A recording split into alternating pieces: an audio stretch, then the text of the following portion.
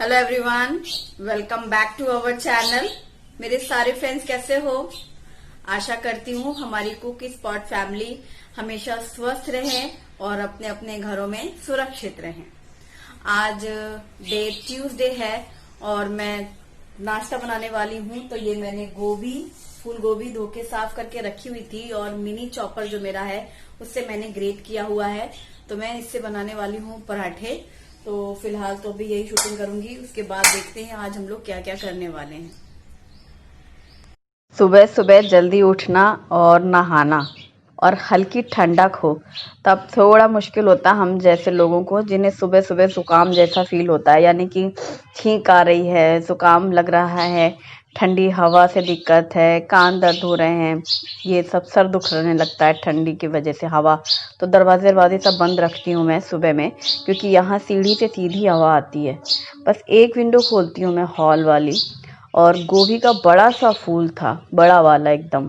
तो ढेर सारे फूल छोटे छोटे टुकड़े किए, फिर मिनी चॉपर से थोड़े थोड़े फूल डाल डाल करके उनको बारीक किया, इतना बारीक जैसे कि कद्दूकस हो। लास्ट टाइम मैंने कद्दूकस किया था ना, तो बहुत सारे दोस्तों ने बोला कि आप मिनी चॉपर से करें तो काम आसान हो जाएगा। Thank you. ये मैंने कढ़ाई रखी है अपनी हीरोइन, और इनमें सरसों का तेल डाला है। जैसे ही सरसों का तेल गरम हुआ है तो 1 चम्मच भर के जीरा डाला है। आप कोई भी कुकिंग ऑयल यूज़ कर सकते हैं। और हरी मिर्ची बारीक कटी हुई डाली है, थोड़ी ज़्यादा सी तीखी तो बिल्कुल रह नहीं रही मिर्चियाँ। 1 चम्मच अदरक कद्दूकस किया है मैंने अभी अभी, और वो भी डाल दिया है। अब अदरक और हरी मिर्ची को गरम तेल में हल्का सा भून लेते हैं। और जीरा, हींग भी डाल सकते हैं, मैंने नहीं डाला, भूल गई। और आधा चम्मच हल्दी पाउडर डाला है, और धनिया पाउडर 1 चम्मच भर के।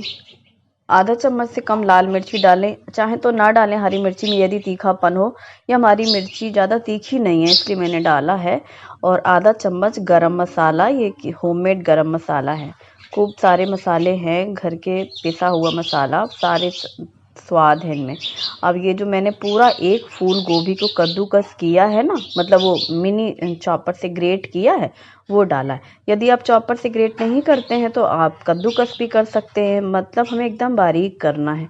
और ये ढेर सारी गोभी जो दिख रही है कढ़ैया भर के ये पूरा धीरे धीरे पक जाने वाली है। और पकने के बाद अच्छा सा मसाला तैयार होगा और भर करके हम लोग पराठे सेकेंगे। और मैंने नमक स्वाद के अनुसार डाला है। नमक डालने के बाद गोभी और जल्दी से पक जाएगी। ढका नहीं था मैंने, ऐसे ही पकाया, क्योंकि इतनी बारीक है वो, हिलाते डुलाते भी पूरा अच्छे से पक जाने वाली है। अब इस टाइम पर मैंने नमक डालने के बाद इसे ढका है। अब ढक करके धीमी आंच किया है। अब जब नमक डालते हैं कोई भी सब्जियों में, भाप बनती है, पानी आता है, मॉइस्चर जो होता है सब्जी का, फिर वो और जल्दी गलेगी। तब तक मैंने परात में आटा निकाला, नमक डाला थोड़ा सा, और ये 1 चम्मच कसूरी मेथी है, इसको इस तरीके से क्रश करके डाल देंगे। घर पर कसूरी मेथी कैसे बनाते हैं ये मैंने वीडियो में बताया था आपको। 2-3 दिन का प्रोसेस लगा था, मतलब है तो मिनटों में, माइक्रोवेव में सुखाया था, फिर वो ऐसे 2 दिन रखी रही थी बाहर प्लेट में। फिर मैंने भर के रखा था ना, शायद 2 वीडियो में ऐसा चला गया वो, आधा आधा करके। और बस अब मैंने आटा गूथा है। आटा थोड़ा नरम रखेंगे क्योंकि स्टफ्ड पराठे बनाने हैं ना, गोभी भरना है या आलू भरना है मसाला, तो हमें ज़्यादा प्रेशर ना देना पड़े। आटा मलने के बाद मैंने यहाँ पर 1-1.5 चम्मच के करीब ऑयल, ये है पीनट ऑयल, इसको मैं ऐसे आटे में लगा करके मल दे रही हूँ ऊपर में। मोयन में मैंने नहीं डाला है, आप चाहो तो मोयन में डाल सकते हो घी या तेल।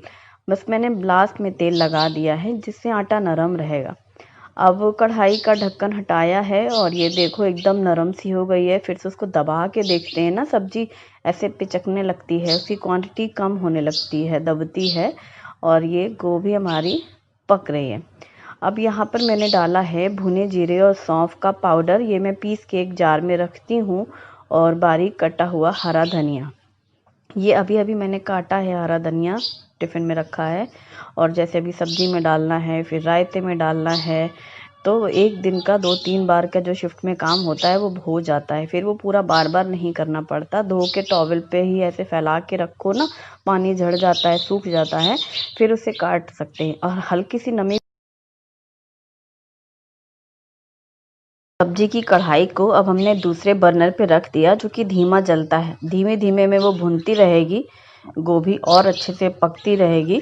यहाँ पर मैंने तवा रखा है और घी के डब्बे से घी निकाल रही हूँ। ये वाला घी जिसमें मैं हल्दी और नमक डालती हूँ, इसीलिए इसमें ऐसा कलर आता है। और जो सफ़ेद वाला था बिना हल्दी और नमक वाला, वो मैंने डब्बा खाली किया था जब बेसन के लड्डू बनाए थे, धुला हुआ रखा है। अब मैं बनाऊंगी जिस दिन, तो वो बिना हल्दी और बिना नमक का करूंगी, ताकि पूजा और व्रत में काम आएगा। मार्गशीर्ष महीने के गुरुवार करने वाली हूँ मैं, तो उसमें व्रत में पूजा के लिए चाहिए मुझे, तो मैं साफ़ घी बनाऊंगी बिना नमक और बिना हल्दी वाला। और बस अब जैसे पराठे बनाने हैं तो छोटी छोटी पूरियां बनाई हैं मैंने, पूरियों के साइज़ वाली, और एक पूरी के ऊपर दूसरी पूरी रख करके चारों तरफ से प्रेस कर देते हैं। तो इस तरीके से बहुत ही आसान तरीके से स्टफ्ड पराठे बनते हैं। चाहे यही सेम प्रोसेस आप मूली के साथ कर सकते हो, गोभी के साथ तो किया ही आज हम लोगों ने ये खुराफात। ऐसी जितनी भी स्टफ्ड सब्जियां आप फिल करना चाहते हैं, तो दो रोटियों के बीच में जब आप डालते हो मिक्सचर, तो दो फायदे होते हैं। एक तो आप ढेर सारा मिक्सचर फैला सकते हो, जितनी लोई होती है पूरे में फैला लो, कवर कर लो, ऊपर से चिपका दो, तो ज़्यादा क्वांटिटी में आप स्टफ कर सकते हो, मटेरियल बाहर नहीं आता है। जैसे अगर हम लोग लोई में कई बार भर के बनाते हैं, जैसे आलू का बेलते हैं, तो आलू तो चलो नहीं फटता है, लेकिन सब्जियों में ये दिक्कत आती है कि फट जाती हैं, फिर वो बाहर आ जाता है पराठे से। तो आप ऐसा कर सकते हैं। और अगर आप चाहें तो बीच में से भी भर सकते हैं, कोई दिक्कत नहीं है, जैसे आलू में भरते हैं। इससे पहले एक दिन मैंने बनाए थे ना गोभी के पराठे, तब मैंने बीच में भरा था। ये अभी गरम गरम है ना मिक्सचर, तो कई बार गरम गरम में जब हम लोग भरते हैं बेलते हैं तो भी निकलने लग जाता है। तो मैंने सोचा ऐसा चांस ही ना लो। ये दही 1 चम्मच मैंने हटा के रखी है, क्योंकि मैं दही जमाऊंगी दोपहर में। और ये अभी दही फटाफट से मुझे फेंटनी है, क्योंकि पराठे बनने शुरू हो गए, नाश्ते वाले लोग इंतज़ार करने के लिए अभी 1-2 बार इधर से उधर हो चुके हैं दिखा चुके हैं कि हमने कपड़े पहन लिए और जब न्यूज़ शुरू होती है तो हम समझ जाते हैं। एग्जामिनर में नहीं, एग्जामिनेशन हॉल में जब टीचर आगे पीछे घूमते हैं ना टेबल पर, तो हम लोगों की ऐसे धड़कनें बढ़ने लग जाती हैं कि मतलब कहीं ऐसा तो नहीं कि टाइम हो गया। हालांकि टाइम है अभी, लेकिन वही टीचर्स आके यहाँ वहाँ मंडराते हैं टेबल के आसपास, देखने लगते हैं कितना लिखा, क्या लिख रही हैं, और चाहे उन्हें कुछ समझ में ना आए कि हम लिख क्या रहे हैं, क्या पेन चल रहा है, वही वाले हाल है। तो यहाँ पर दही फेंटी मैंने, लाल नमक डाला, पुदीने का पाउडर, भुने जीरे सौंफ वाला पाउडर, रायता मसाला जो बना के रखती हूँ मैं अलग से, वो बूंदी डाली मैंने, और यूँ फटाफट लास्ट में जो बन गया बूंदी का रायता। क्योंकि जब तक मैं ये पराठे का काम कर रही थी, तब तक मेरा दिमाग चल रहा है बनाना है बनाना है बनाना है, तो एक हाथ तो फ्री हो।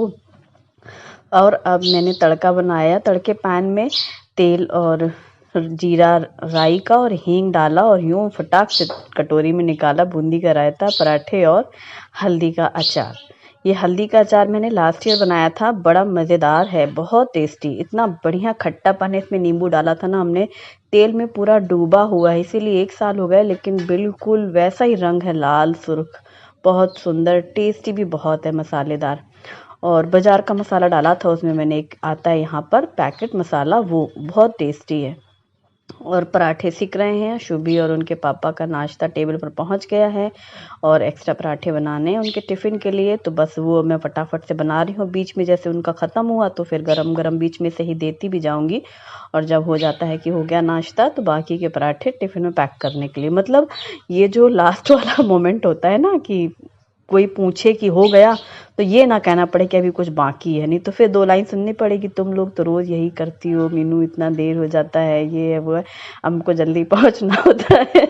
तो इसलिए हमने पहले से 2 पराठे फेंक के रखे थे, कि अगर वो पूछे तो हम कह देंगे हाँ पराठे बन गए, किसने कहा था कि रायता बनेगा, हमने थोड़ा ना कहा था पहले से।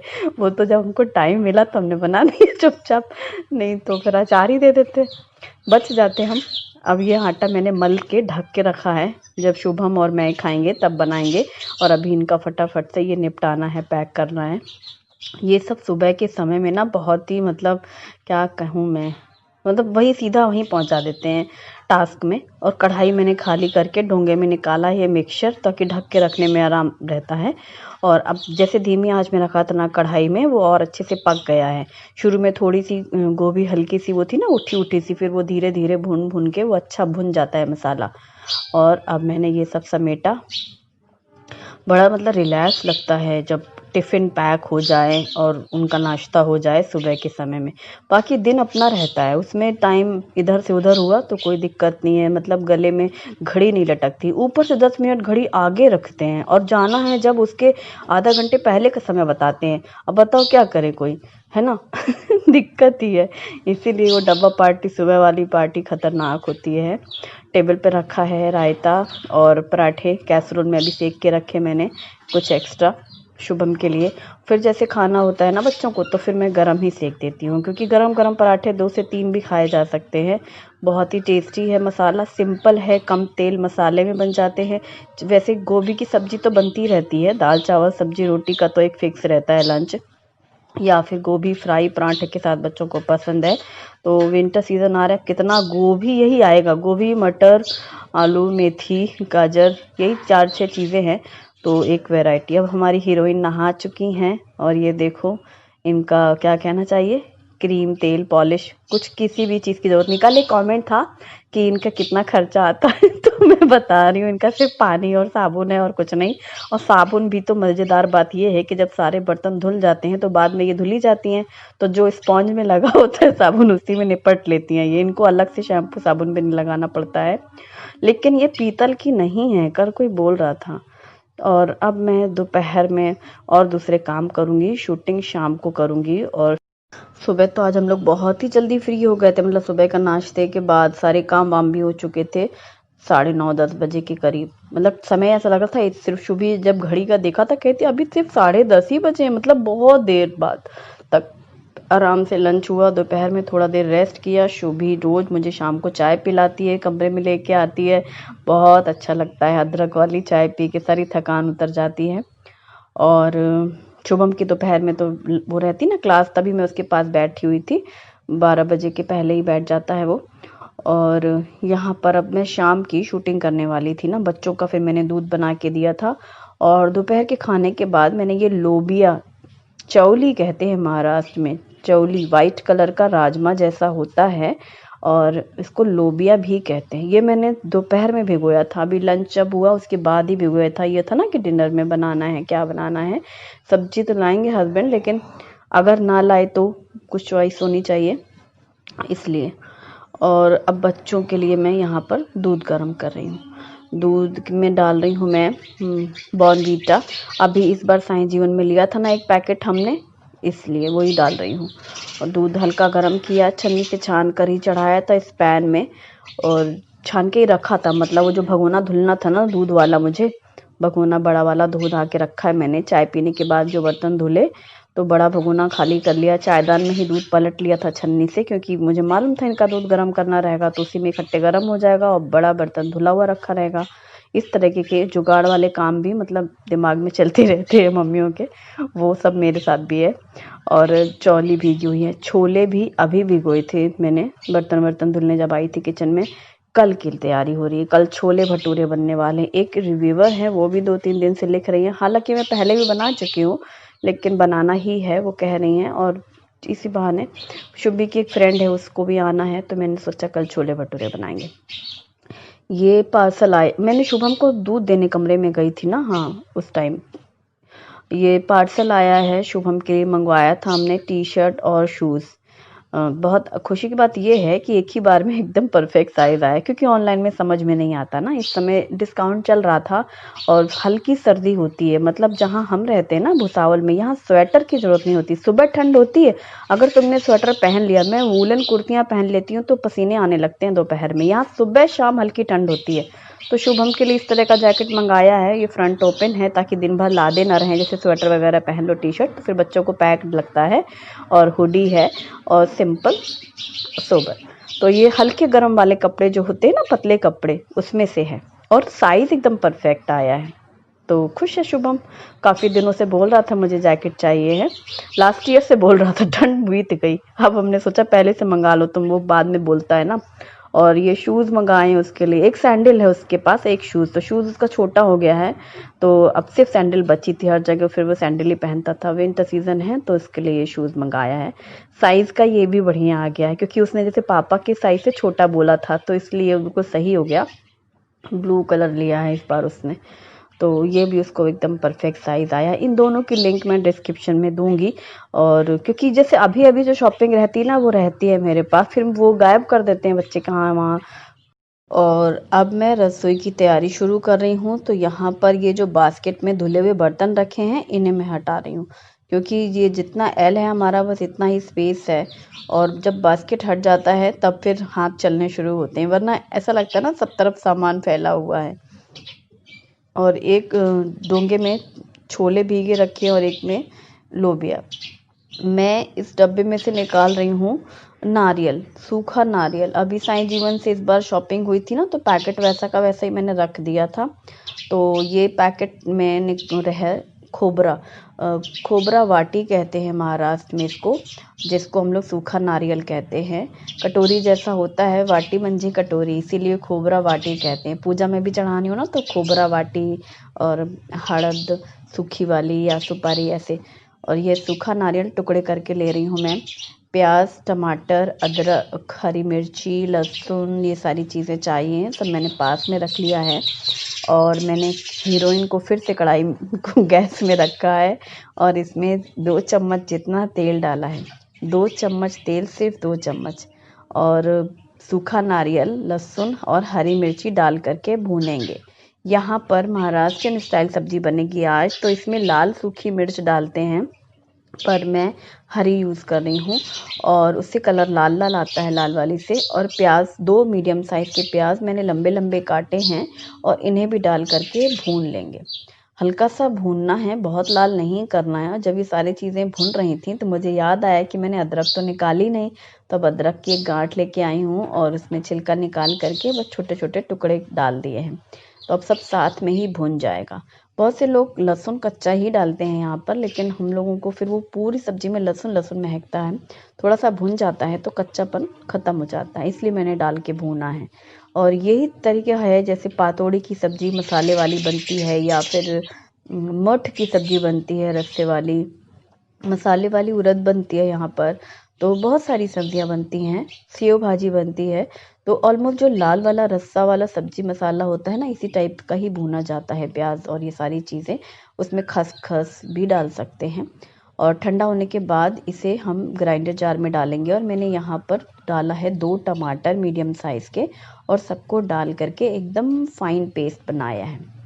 एकदम फाइन पेस्ट बनाना, थोड़ा थोड़ा चाहे आपको चम्मच से हिला के पीसना पड़े, ज़रूरत लगे तो आप पानी डालें, वैसे ज़रूरत नहीं पड़ती है। और अब कढ़ाई में मैंने डाला है तेल। तेल गरम होते ही 1 चम्मच जीरा डाला है और ये जो हमने मसाला पीसा है ये डाल देंगे। और अब मसाले को डाल करके अच्छा, इस मसाले को भूनने में ज़्यादा टाइम नहीं लगेगा, क्योंकि पहले से ही वो प्याज वगैरह भुनी हुई रहती है। और सूखे मसाले में हमने डाला है हल्दी पाउडर, धनिया पाउडर, लाल मिर्ची और गरम मसाला। लेकिन ज़्यादा मसाले डालने की ज़रूरत नहीं है, सूखे मसाले बिल्कुल आधा आधा चम्मच ही डालें, बहुत अच्छा टेस्ट आता है। क्योंकि ये जो प्याज हमने भूनी है ना, उससे ही ग्रेवी में थिकनेस आ जाती है और कलर भी अच्छा आता है। धीमी आंच में मसाले को भूनना है। थोड़ा सा पानी डालना था तो मैंने ग्राइंडर जार को ही नहलाया है और बस इसको ही पानी डाल दिया है, थोड़ा सा बिल्कुल। अभी मसाला भुनेगा, फिर तेल सेपरेट होगा और नमक भी डाल देंगे, जिससे मसाले तो जल्दी पकेंगे ही। और अभी हम इसमें लोबिया भी डालेंगे, फिर धीमी आंच में इसको पकने देंगे। तो बस अब मसाले को हिलाते जाएंगे। आप देखेंगे तेल हल्का हल्का ऐसे सेपरेट होने लगता है, मसाला भुन जाता है। तो थिकनेस तो होती ही है, क्वालिटी भी कम होती जाती है। और ये लोबिया हमने धुल लिया है पानी से, 2 बार अच्छे से साफ़ कर लिया है। सुबह ही भिगोया था मैंने, तो पूरा अच्छे से भीग चुका है। अगर आप इसको रख दो ना ढक करके, पानी निकाल करके, तो अगले दिन आपको स्प्राउट्स मिलेगा इस लोबिया में। तो बस इसको डाल करके मसाले के साथ भूने कुछ मिनट, जिससे मसाले की कोटिंग तो होती ही है, लोबिया भी हल्का हल्का पक सा जाएगा। बहुत जल्दी पकता है, टाइम ज़्यादा नहीं लगता।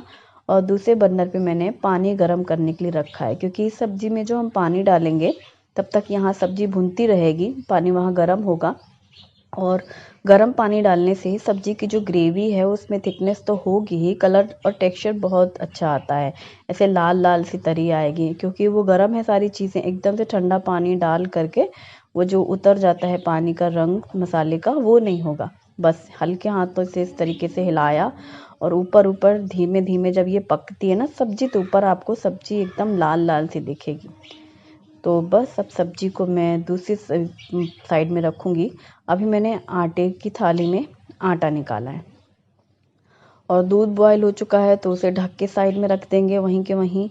और आटे में थोड़ा सा नमक डाल करके मैं फुलके सेकूँगी। सुबह पराठे खाए गए थे और अभी रात में गर्मा गर्म फुलके बनाए जाएंगे। सब एक साथ ही रहते हैं रात के टाइम पर। इस सब्जी के साथ चावल भी बहुत अच्छा लगता है। आप चावल बनाएंगे, यदि लंच में बना रहे हों तो चावल ज़रूर बनाइएगा।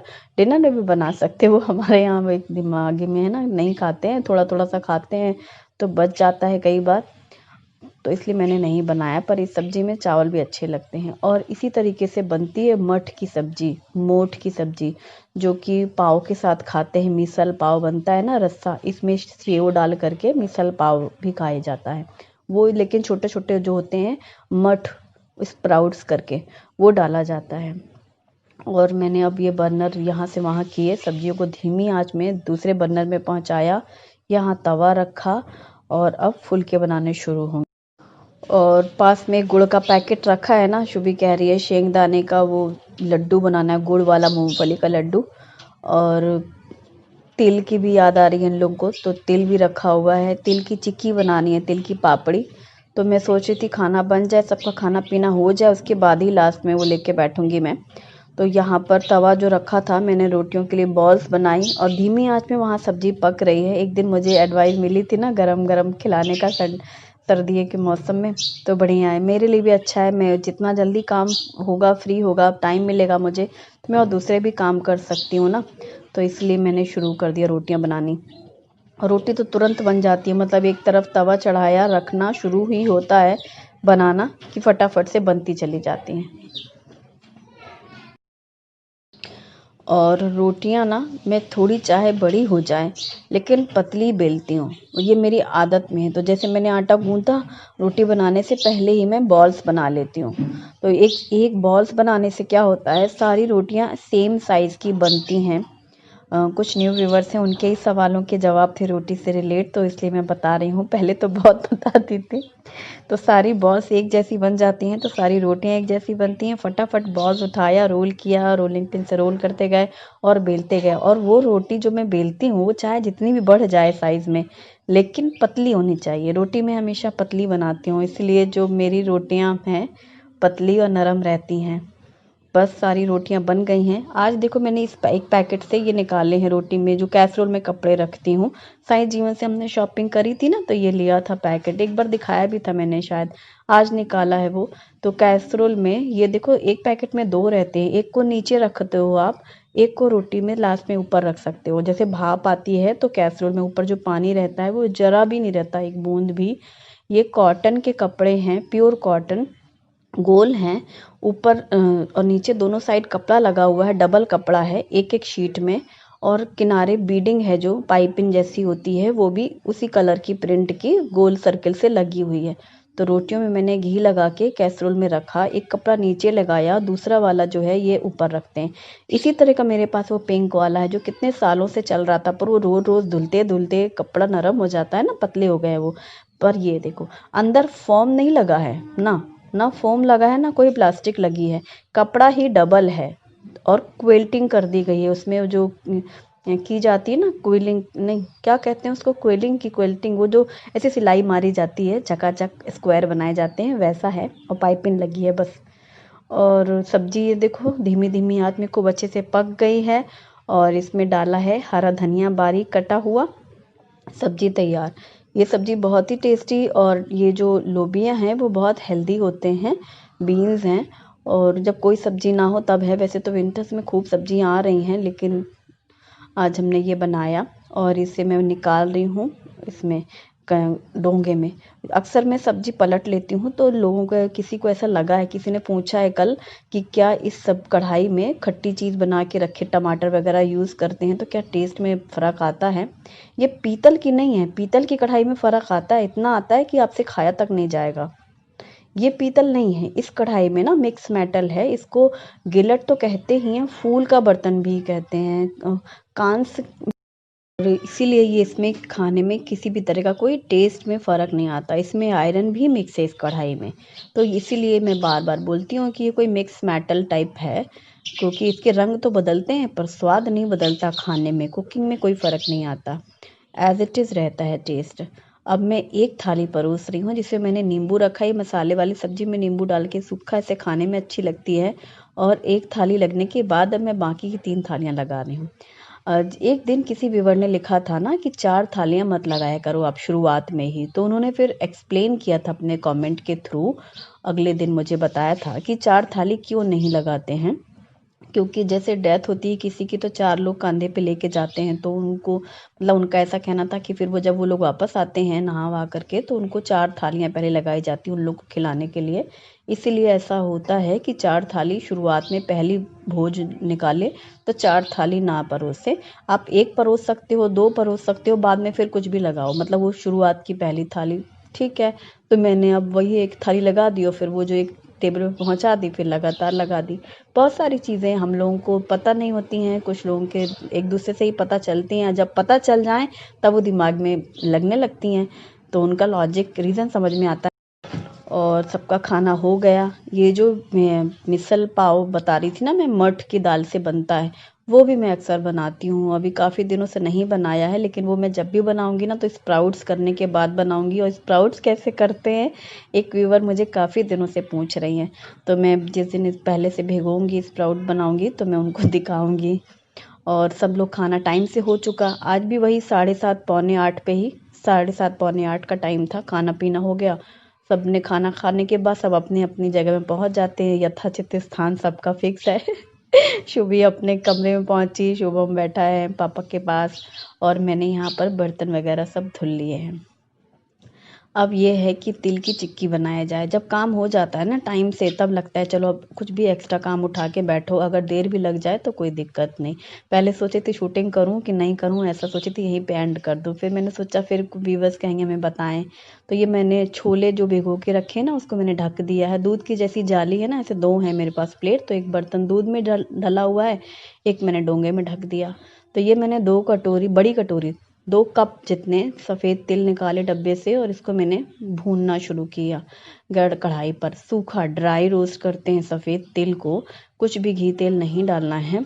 और जैसे जैसे गर्म होने जाती है तिल तो चटकती आवाज़ आती है, ऐसे उड़ने लगती है, फूल जाता है तिल।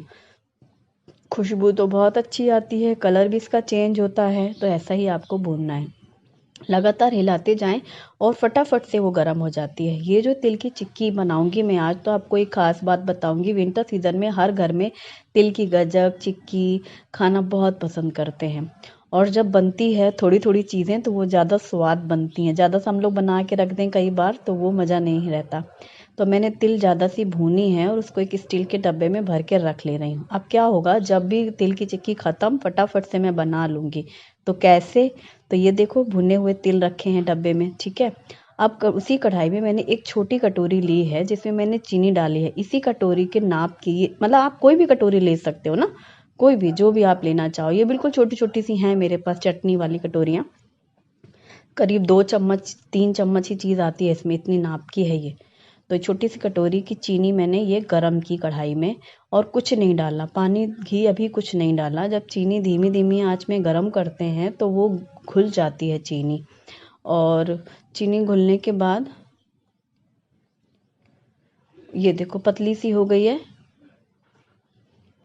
ये इस तरीके से चीनी पूरी घुल गई है। अब यहाँ पर मैं घी डाल रही हूँ, तो 2-3 बूंद घी डालना है। तो ये ऐसे गाढ़ा सा है तो मैं, मतलब 1/4 चम्मच घी डाला मैंने, थोड़ा सा घी अंदाज से। अब जिस कटोरी से मैंने चीनी ली थी उसी कटोरी से मैंने तिल लिया, एक कटोरी पहले डाली, उसको मिक्स किया, थोड़ा पतला लग रहा है, तो मैंने फिर यही कटोरी नाप के दूसरी कटोरी भी ले ली, यानी 1 कटोरी चीनी में 2 कटोरी तिल, क्योंकि यहाँ पर भी वही सवाल, ज़्यादा शक्कर वाली चिक्की नहीं चाहिए थी हमको, इसलिए आप चाहो तो 1.5 कटोरी डालो, 2 कटोरी ना डालो, पूरा तिल तिल लगेगा। पर हमारे यहाँ पसंद है, मतलब चीनी कम, इनको मीठा कम पता चलना चाहिए और तिल का पूरा स्वाद आना चाहिए। तो ये देखो पूरी लपेट गई ना जरा सी चीनी में ये तिल। अब इसकी चिक्की बनाने के लिए मैंने डबल प्लास्टिक लिए है, उसमें घी लगाया है और हल्का सा इसको हिलाते डुलाते गए कढ़ाई वाले को, मतलब एकदम हीट नहीं है बहुत कि जैसे डालो और वो हो जाए। 2-3 मिनट टाइम लगा अभी, तो बस अब पूरा समेट करके निकाल तो लेना ही है कढ़ाई से और फिर चम्मच से भी खरोच खरोच निकाल लेना है, चाकू से भी, इसमें चिपके ना रह जाए तिल, मतलब उसी की ज़्यादा चिंता है इस आदत से भी मजबूर है हम लोग, खरोच खराच के निकाल ले पहले। अब ये पूरा ये जो तिल का है ना गोला, इसको बेलना है, तो पहले हल्के हल्के ऐसे मैं टप टप कर रही हूँ, मतलब टैप टैप, ताकि वो अच्छे से सेट हो जाए, बड़ा फैल जाए थोड़ा। और फिर जब हमको लगे ना कि इसमें हल्का सा कड़कपन आना शुरू हुआ, फिर रगड़ देना है, मतलब जैसे घिस देना है, क्योंकि गीले गीले में कई बार घिसो तो वो फैल जाती है, पतली पतली, ज़्यादा पतली हो जाती है, जैसे फैली ना, फिर उसको चम्मच से समेट दो, मतलब पास पास कर लो, तो ये एक बड़ी चपाती जैसी बन जाती है। तो तिल की पापड़ी कहते हैं इसको, और ये इंस्टेंट बन जाती है, तुरंत बन जाती है। अब ये हमेशा करती रहूँगी मैं, हर 2-3 दिन में थोड़ा थोड़ा ताज़ा ताज़ा बनाना है। और ये एक बार बनी ये पापड़ी तो फुर्सत 2 दिन में ख़त्म। खाने के बाद कुछ मीठा खाने का भी मन करे, या तिल गुड़ गरम रहता है, विंटर सीजन है, रात में ना तिल गुड़ शेंगदाना यही सब खाना अच्छा लगता है। बेलन साफ है, घी बस लगा है उसमें, कुछ नहीं। और जैसे ये पूरी बिल जाती है, यानी अब बढ़ नहीं रही है, अब ख़त्म हो चुका है इनका, तो ये देखो इजीली प्लास्टिक से यूँ बाहर आ जाती है। ये देखो ऐसी पापड़ी इतनी टेस्टी है, इस तरह की गोल गोल 2 बार बनाई मैंने आज। और ये देखो टुकड़े कर लो आराम से, बड़े बड़े टुकड़े, और ऐसे डब्बे में भर के रख लो, एयर टाइट डब्बे में। 2-3 दिन खाने के बाद एक एक टुकड़ा खाना है, बहुत बढ़िया है, ठंड नहीं लगती है, सर्दी जुकाम की भी दिक्कत सुबह नहीं रहती है। खाने के बाद कुछ मीठा खाना है तो शुभी को बहुत पसंद है, लास्ट ईयर मैंने खूब बनाई थी, खूब, तो शुभी को याद है। अब जैसे जैसे बच्चे बड़े हो रहे हैं तो उनको स्वाद भी पता है ना, हाँ मम्मी आपने बनाई थी, छोटे वाले सब भूल जाते हैं खा खा के, और बड़ों को अभी से में बच्चों को याद रहता है। अभी मैं एक दिन और बनाऊंगी काजू और वो सब डाल करके ना, वो भी बहुत टेस्टी लगती है, गचक जैसी, जैसे आगरा में मिलती है ना देशी घी वाली, वैसी। तो बस 2 बैच बनाई थी मैंने, 2 शीट। बस आज का व्लॉग यहीं ख़त्म करना